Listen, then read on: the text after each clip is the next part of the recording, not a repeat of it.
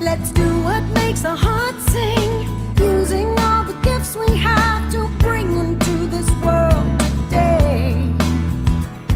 Let's do what makes our hearts sing, celebrate that special thing that keeps us dancing on our way. Life's too short to settle for less, so tell me why on earth would we do that? We don't want to fight 10 years down the line that we chose to give and to compromise. So let's do what makes our hearts sing, using all the gifts we have to bring into this world today. Let's do what makes our hearts sing, celebrate that special thing that keeps us dancing on our way. It's our duty to recognize the beauty of seemingly simple moments that go by. And it's our given right to shine our inner light, find a way to live a happy life. Oh, now is the time to free our minds and do what makes our hearts sing, using all the gifts we have to bring into this world today. Let's do what makes our hearts sing, celebrate that special thing that keeps us dancing on our way.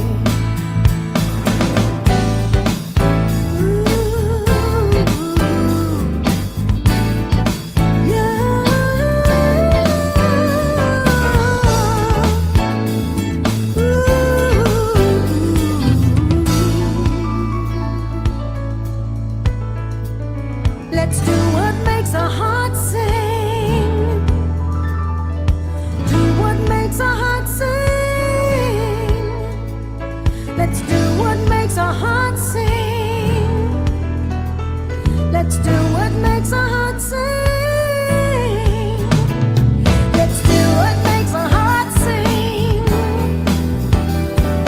Do what makes our hearts sing. Let's do what makes our hearts sing. Do what makes our hearts sing.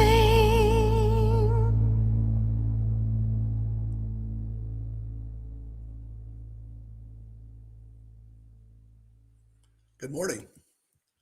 Welcome to the Center for Spiritual Living, Midtown, Atlanta. We are so glad to have you here.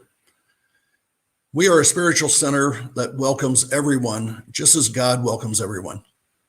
No matter what your background, your gender, your sexuality, your politics, or anything else, you're welcome at the center, and we are glad that you're here. You may have noticed that Reverend Bob Dean is not here today.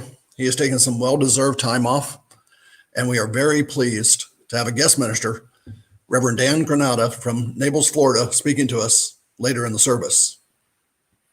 So welcome, everyone. Let's open with our statement of principle.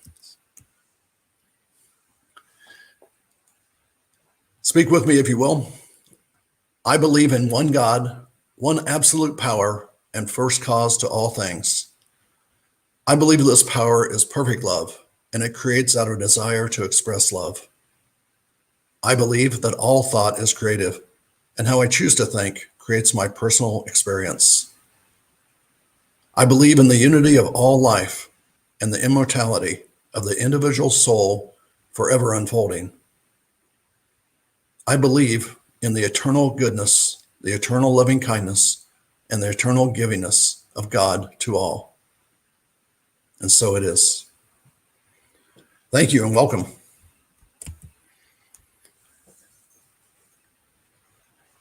I'd like to open with a spiritual mind treatment and a reading.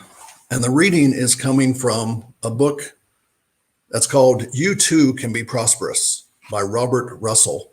It's a small book, but it's so powerful about prosperity and how we can be prosperous. And in this section, just towards the end of the first chapter, he's talking about the concept of ether. It says, let us return to the consideration of ether. The scientist tells us that it has no specific gravity, so no substance, if you will. It is not derived from anything, but permeates everything. It is the source of all life, power, vibration, heat, light, energy, attraction, gravitation, and repulsion. In short, it is the substance of the form of every outer thing, including food, shelter, clothing, and you and I. That was my part. St. Paul, in his letter to the Hebrews centuries ago, explained it by saying this way: what is seen has not been made out of things which do not appear. All things are made out of this one universal substance, ether, which is God. All things that the Father hath is mine. Let me read that again. All things that the Father has is mine. So everything, as St. Paul said, everything is yours. Everything is mine. Everything is ours because we are extensions of God. Can you say those words now with conviction? Universal mind substance is instantly available and responsive to those who have learned how to lay hold upon this consciousness. It is always with us and always responds to our faith. It is not affected by our negative or depressed states. It is always in action, always waiting for our recognition and our acceptance. If you haven't read this book, it's $8 or $9 on Amazon, and it's fabulous. Some friends of mine and I have been studying it, and it's just really a very strong reading on prosperity. Because you are prosperous, and I am prosperous. Because we have everything that has been created in this universe for us. So let us move on to a spiritual mind treatment. And to me, what a spiritual mind treatment is simply an affirmative prayer. We call it also treatment. And a prayer that reminds me that I am connected to God. I am connected to the source of all things. That the Creator is what I am an extension of. I'm an extension of that Creator. We treat our own minds to weed out the distractions that get in the way of us manifesting what we desire and deserve. So we state treatment in the first person. If I'm a practitioner, which I am working with you, then I treat my own mind and you treat yours at the same time. So if these words resonate with you, take them on. And if not, just let them go. So let's go into a spiritual mind treatment. Let's relax. It's good to plant your feet on the floor. We're all at home now and enjoying this, but just relax and take a breath.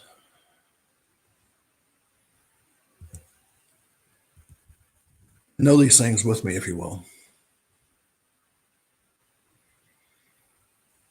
There is one source, and that source is God. One Creator, one source of everything there is. There is always cause before effect. And first cause was and is God. God is in everything. God is everything. God is in me and in all who hear my words. God extends itself through me. I have everything that God has to offer.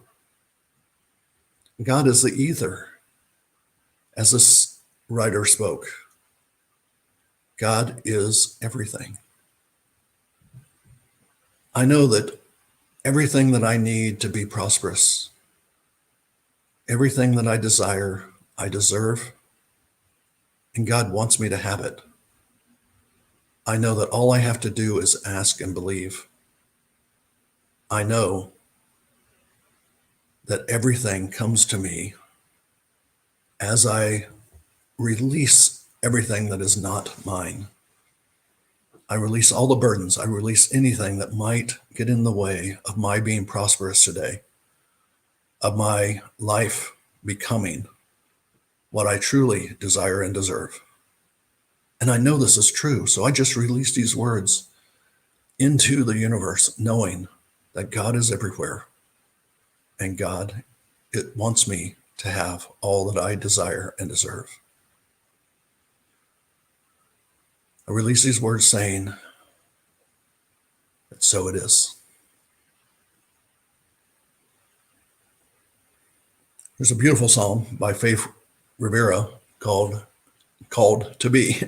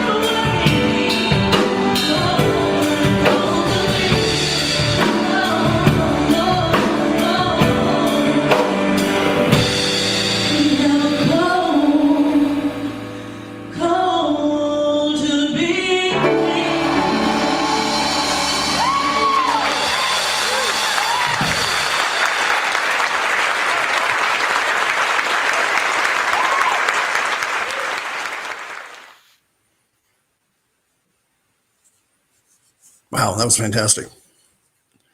Well, welcome back, everybody. The talks of the month for June have been on the topic of the soul's call.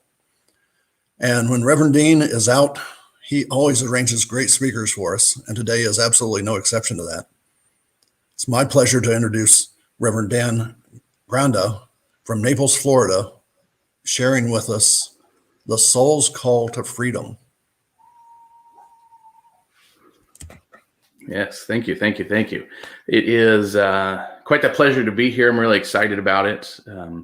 Reverend Bob and I get to talk often, and he often shares about the exciting things going on with this community and the intentionality behind what moving forward looks like and how great that's going to be. So I'm really excited to be here, and also really excited to be talking on one of my favorite topics, so much so I actually have created, along with two colleagues, an entire ministry around the soul, the evolution of the soul. And so this is quite exciting to be able to be here and talk about that. So in conversation the other day, one of my colleagues brought up this question, something that came out of their journaling. And I thought, wow, what a perfect way for us to kind of dive into this topic. And it was one of those questions that kind of stops you in your tracks, really makes you think and pause and like wonder, what are we really doing? What are we really doing here? So this is the question. Who would you choose to be in the world if you were the one to tip the consciousness of the planet? And so let's just, if we sit with that for a moment, what does that really mean? If you knew you were the one to make the difference in the world, would your life look different? Would you choose to do things different? Would you choose to show up differently? How different would the world look to us if we knew we were the one to make that shift? If by being someone or something or showing up in a way, if we were the one to tip the consciousness of the planet, what would we be doing?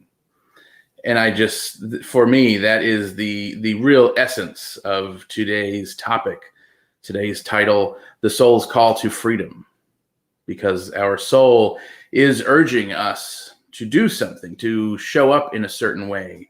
And freedom is tied directly into our soul, directly into how we show up, directly into, in fact, this question. But first, I think it's probably important that we kind of define our terms a little bit. What is soul? What is soul in science of mind? What is soul to us? What has our version of soul been like? Has it always meant the same thing? And my guess is probably not. In the science of mind, the soul is a specific thing, but there's a couple of pieces to it that I think are going to be important for us to understand. The first of which is not often called this, but really is in a way the oversoul. And this is soul at the universal level. It is universal medium. It is that which we call law. It is probably most often referred to as law. And this is the soul of the universe, that which allows life to come into being. It is that which creates, and it is that which we utilize when we speak our words into the universe, when we use affirmative mind treatment, spiritual mind treatment, universal law. It has no opinion. It does not necessarily care. It always says yes to whatever we put into it. And yet it is also this unconditional love of life, because it does not have that choice to decide, well, maybe we'll create this, but not that one. Law just says yes. Law has this unconditional love of saying yes to all of life, to all of creation. And so this is, according to Ernest Holmes, is also the soul of the totality of life, in that it is the container for the memory of life, all of consciousness, and the way that it has shown up in the 307 billion or something people, or 207 billion people that have ever lived, that consciousness remains within this soul. That the awareness, the thoughts, the beliefs, every thought that has ever been had, every word that's ever been spoken, every action, the memory of every action that has ever existed remains in this oversoul, in the universal soul of life. And that is the same function of law, the same function of the universal medium. And so this plays a lot into how we create in our thoughts, in collective consciousness, in how things show up in front of us, and a lot to do with why the world doesn't always show up in exactly the way we think it should. And so as part of this oversoul is human soul. We are each divinely connected to all that it is, it being source, it also being this universal soul. So human soul is, in a way, it's kind of like our cloud storage. I got a message on my phone the other day that my cloud storage is almost full and I need to upgrade. We need to upgrade to get more cloud storage. And in a way, that's kind of what is happening here, that we have our experiences, we have our, I want to say, slice of the soul. It's not a physical thing, so there's not really a slice, but perhaps the proverbial slice of universal soul that we are each divinely birthed with. We come here with this portion of us that is always connected to the all that there is, the essence of who we are, that piece of us that knows the truth about our being in every moment. And this is that piece of us that is our soul. It is divinely connected in every moment. And so it is kind of that idea that we have a thought here, and that thought plays out. It travels up into our universal cloud storage, and it gets saved and acted upon through this greater computer that is the universe. So our soul is our way of remaining connected in every moment. And that being said, we also have freedom of choice, freedom to live and be and exist in ways that are unique and divine to us. And so this shows up in a lot of ways. And one of the things that Holmes talks about that he got from Thomas Troward, who was one of Holmes's main influences. Holmes has said he got about 50% of his information from Troward. And Holmes talks about the subjective mind, the subconscious mind, at times using them interchangeably and at times not using them interchangeably, meaning two different things. Troward, on the other hand, using them distinctly different. And so I think it's important to recognize this.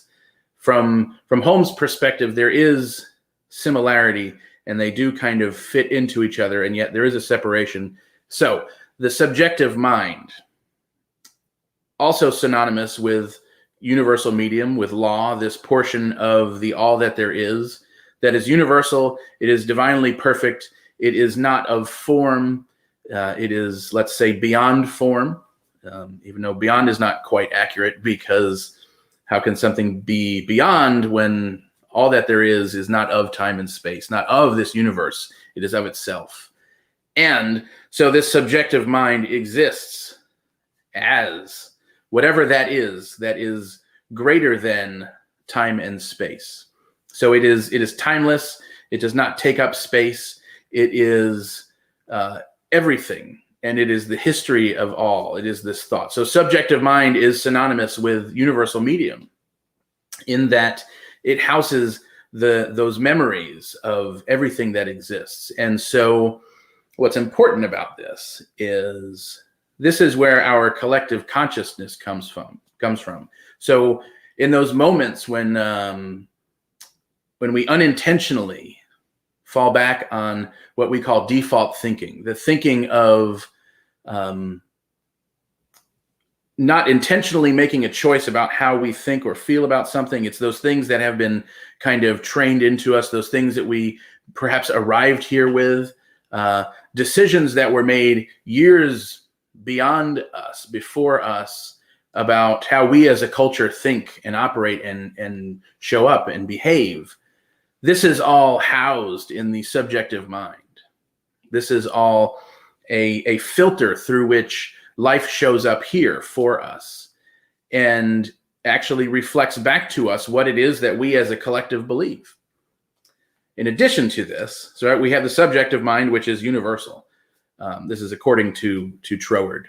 And then the subconscious mind, which is local. That is our version, our subconscious thoughts, our subconscious beliefs, our filter for how we individually perceive the world to show up, and what are our thoughts and beliefs, our patterns, our behaviors, our personality. All of this is housed in our subconscious mind. And so when we kind of do things by that default mode, it is our subconscious that shows that way, that kind of informs us how we think life is going to show up. And then, of course, that is acted upon by law, and lo and behold, life does in fact show up that way. But we're not always aware of it. So the soul then, and then this idea of freedom, the soul's push, the soul's urge for us then is to pursue this. The divine urge of the soul is to constantly pursue a path to a greater sense of freedom. And I will add to that, for everyone. It is for us to constantly pursue a greater path to freedom for everyone. And honestly, the soul at this point is practically yelling at us to pursue this freedom. If we look at the world around us, we look at, you turn on the TV and there is the pain, there is the world showing up in ways that it has had enough. Our collective consciousness, that which is in the universal soul, has had enough of things maybe used to be accepted, not necessarily acceptable, but were accepted. We commonly accepted things that didn't show up as painful for everyone. All of these things are now showing up in a way where something that is pain somewhere in the world is now pain everywhere in the world. It shows up everywhere. We are so divinely connected, and now we are seeing that we are so worldly connected, globally connected, that it is undeniable how trauma that shows up in one place, pain that shows up in one place, is actually showing up everywhere. It is showing up for all of us. It is something that we can't really deny or even avoid. And this is on purpose. This is the soul's desire, urge, evolution, our evolution, the evolution of our human soul, that is urging us forward to look at what does it mean to be one? What does it mean to be a unity? What does it mean to exist and express as one? And really, it's this urge to fall back into this mystical way of being. It is this emancipation of spirit in our lives. Spirit as universal is free. The soul at the universal level is free to express in any way. And we have this freedom of choice, freedom of being, to allow it to express through us the way that we desire. And when we don't intentionally make that choice, it expresses based on our subconscious, based on the collective subjective. And so it is really important to, I think, in this evolution of our teaching, as we are being urged and pushed towards not just how does this teaching work for me, how does this teaching work for all of us? As we move towards this all of us, this we mentality, it is really important to understand there is a collective consciousness and there is our own subconscious filter that we are needing to look at. And it is interesting how this shows up once you start paying attention to it. And of course, since I have been paying attention to it, it shows up all over the place. I was on sitting on a panel yesterday for some grief circle facilitators. And at one point, somebody shared a story from their childhood of probably 50 plus years ago. And this was such an insight for me into an even clearer insight for me into how far we have come and yet how much work we have to do. And one of the things they said was around the death of someone really important to them was, I wanted so badly to talk to someone, to share and to cry. But back then, you were just shushed. There was no room for children to express emotions, to grieve, to express pain or cry. And I think in a lot of ways, there wasn't even room for children to show up, to even speak or be seen at that time. And so thank God we've gotten to a place where that is mostly no longer true. That is no longer true in most places. And I think we are expanding so that is even less true. And yet we still have this in our subconscious, in our local subconscious and our collective subjective mind. This was still a point of pain for this person. This idea still exists. And so there is a healing to be done in this moment, not only for this person, but for all of us, that this memory, this idea still exists as a point of pain that we aren't necessarily allowed to show up in our full way of being. And whether that's true because I think it's true, or one of us thinks it's true, or because it's true because there is a collective idea of this being not true, there is certainly a weeding out that is looking to happen through all of us, whether it is about our own individual idea of how we are allowed to show up, those limitations from childhood, from our experience that say, no, stay in this box, please, for the comfort of others. Remain in this box that society says is comfortable and does not disturb anyone else. And I think we are beginning to kind of blow that box wide open, because life, the soul, is on this spiral of spiritual evolution that when we begin to awaken to these ideas, to these principles, we are this dot kind of circling around in ourselves. It's chaos. Everything is this tightly balled experience of awakening. And as we continue to become more and more aware, we begin to transform, and this ball begins to open up. And so our path begins to circle around a little bit wider, but also at this higher level, we have this higher perspective of life. And as that continues, it gets higher and even wider. And there is this spiral up and outwards from this point of perhaps pain and chaos. And so that is the soul's urge for us to evolve to freedom. We are evolving into this freedom, not only of understanding the freedom of the soul at the universal level, but understanding the freedom of the soul here for us now, that we are not meant to live in this ball of chaos and pain and whatever else goes on there in this unawakened state, or even this semi-awakened state of knowing there is this going on and not observing how this actually shows up for us in our life. Life is this mirror of our subconscious beliefs, of our collective beliefs, of this total system and memory of beliefs. And so when we look at this and we begin to take that step backwards from what is happening in our lives, we begin to feel this urge of the soul to express this greater sense of freedom here and now in this plane of existence that we know as life on earth. And A few weeks ago, the topic was pushed by pain, and I think this is exactly what that is talking about, that we are pushed out of this snowball by this pain a lot of the times.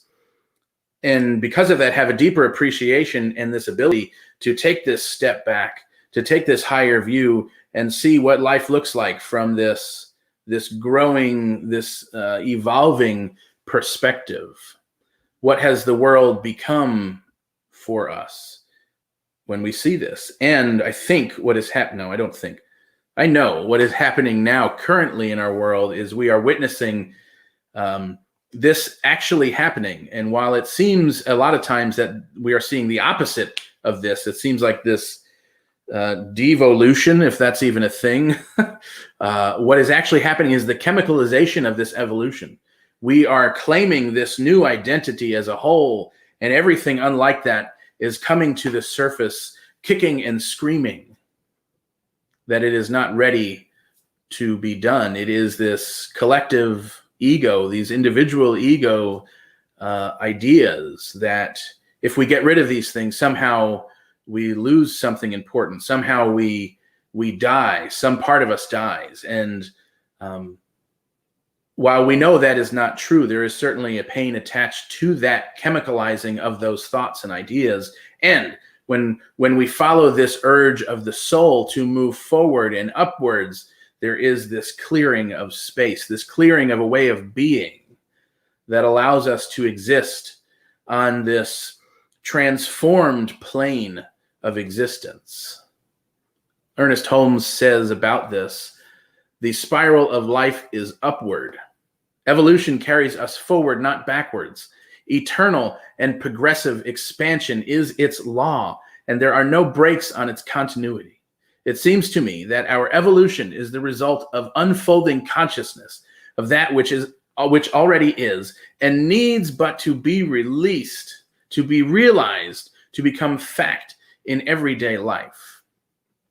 The soul, this continuity of life, the ever-existing memory, that which is eternal, existing forever, and progressive and expansive in the way that it shows up here for us, is our natural way of being. And so simply we are moving along this evolutionary spiral in a way that encourages us and urges us to express a deeper and deeper sense of this all that there is, this true freedom of the divine here, now, not beyond us, but actually here and now. I think we often hear this expression that we are spiritual beings in a human experience.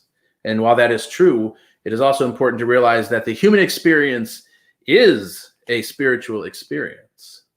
So we are the spiritual essence, the spiritual being, putting our spiritual essence in this human, spiritually human experience, where we have the freedom to choose.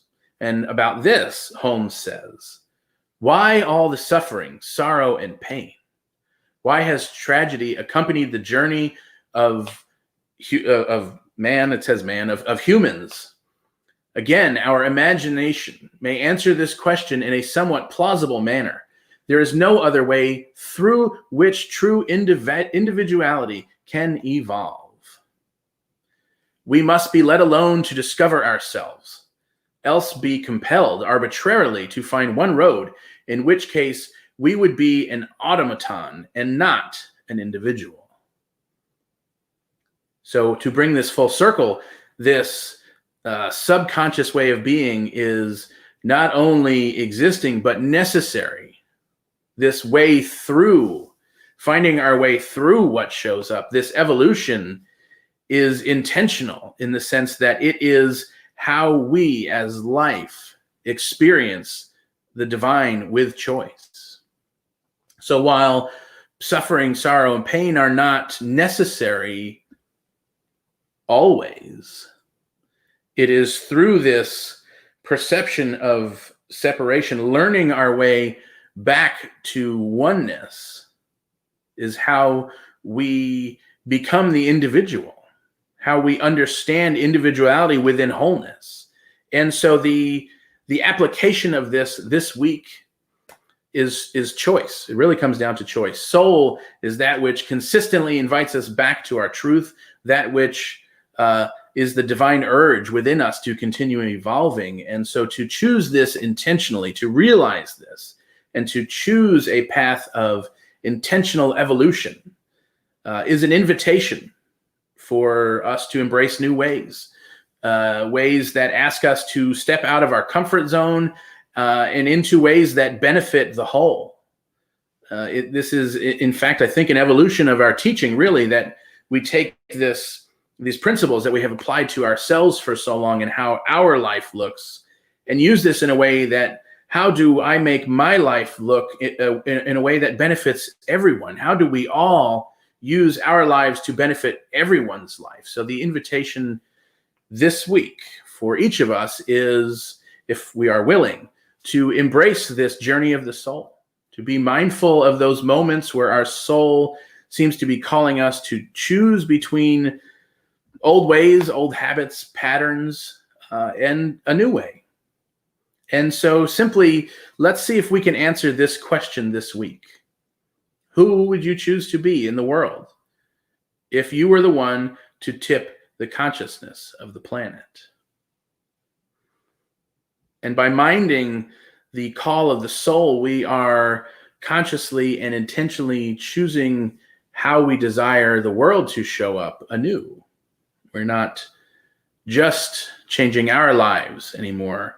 It's not just about using treatment to treat for my scenario anymore. It is, how does me treating for myself and my awareness impact the larger whole of us and create a new world?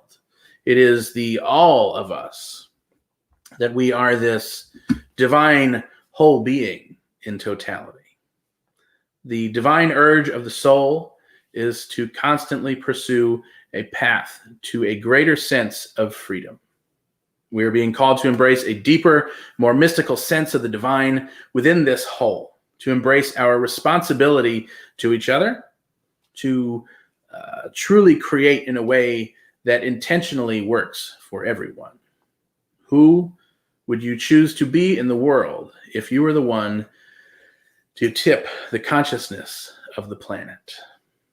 And so what I know in this moment is that the consciousness of the planet is a whole.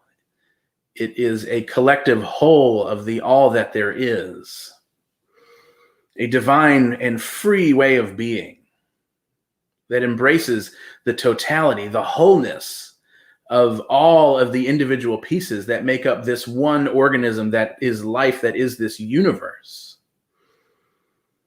And so I recognize the blessing that it is to know that we are each a piece of this whole. I am blessed and recognize this idea that we are evolving into a greater sense, a greater realization of our totality, our completeness, and our eternality, our immortality as part of this whole, that we are here and show up as part of this greatest sense of being, that within us is this greater sense of freedom that we are pursuing here, not only for self, but for all, as cells of this greater being. We are all moving and evolving in the same direction, creating and living and breathing in the same direction. And so I recognize this blessing that each one of us has the choice and the opportunity to live and evolve and follow this soul's call to freedom, to express a greater sense of freedom everywhere for each one of us, all at the same time. That by expressing my freedom intentionally, I get to express freedom and a greater sense for everyone. And by intentionally being part of this greater sense of freedom, I know that my choices, that our choices, our collective choices, are evolving how we show up here on this planet. And I am so grateful to know that we are the divine in expression, grateful to know that we have this choice, grateful to know that this idea of evolution is literally changing the makeup, the DNA, the history and the future of who we are, that we change thought through word. It is acted upon by law in every moment, and it is divinely perfect. And so in this gratitude, I simply let this be. I let this word go. I release this into the universe to be acted upon by the law in the most perfect way possible. I release this and let it go. And so it is. Thank you.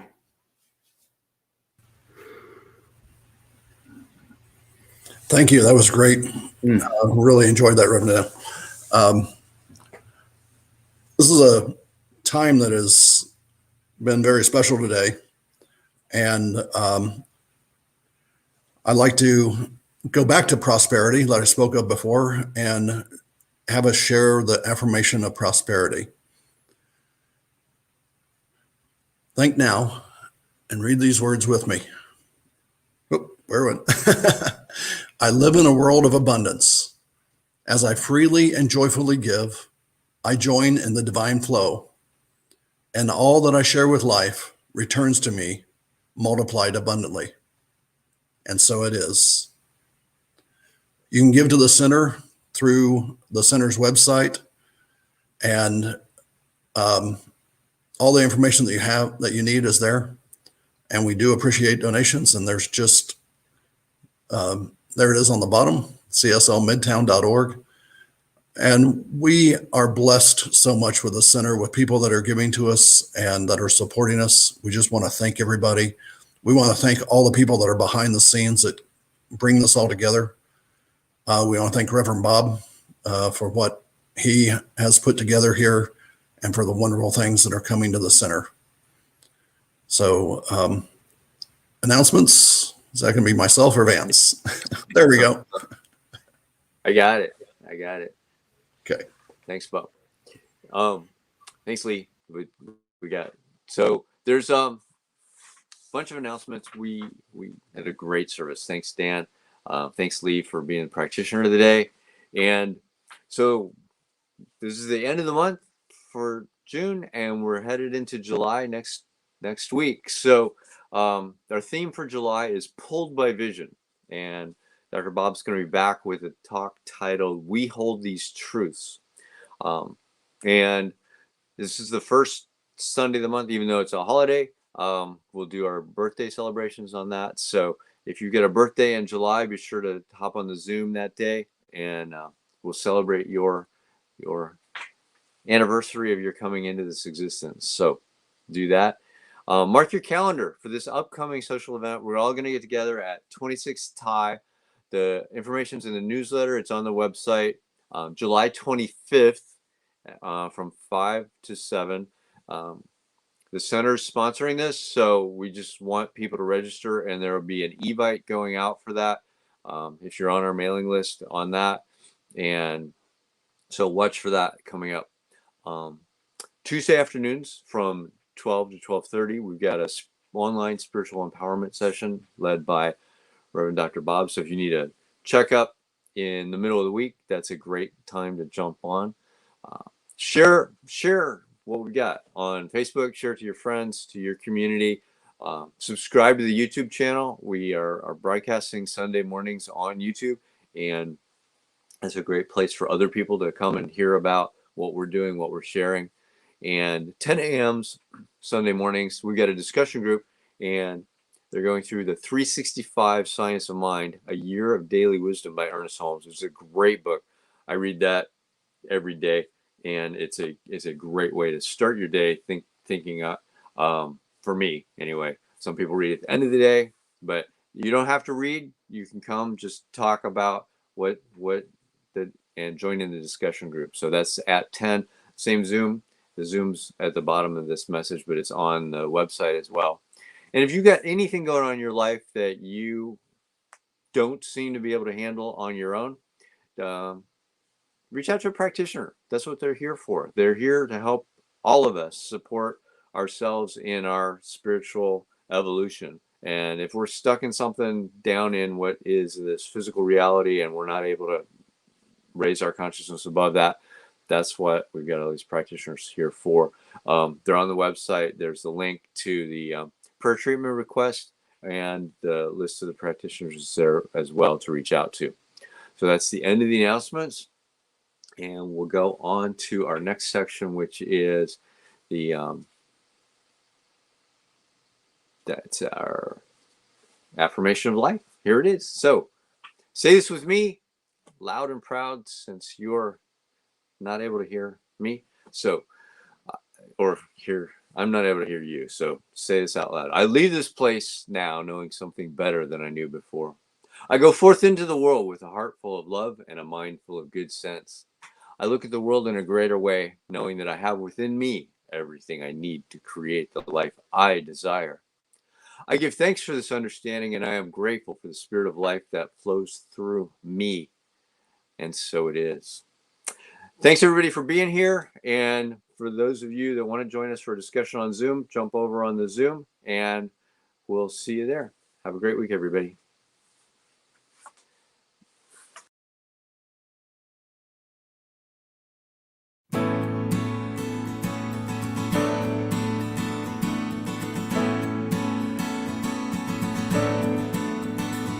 Let's do what makes our hearts sing, using all the gifts we have to bring into this world today. Let's do what makes our hearts sing, celebrate that special thing that keeps us dancing on our way. Life's too short to settle for less, so tell me why on earth would we do that? We don't want to find 10 years down the line that we chose to give in to compromise. So let's do what makes our hearts sing, using all the gifts we have to bring into this world today. Let's do what makes our hearts sing, celebrate that special thing that keeps us dancing on our way. It's our duty to recognize the beauty of seemingly simple moments that go by. And it's our given right to shine our inner light.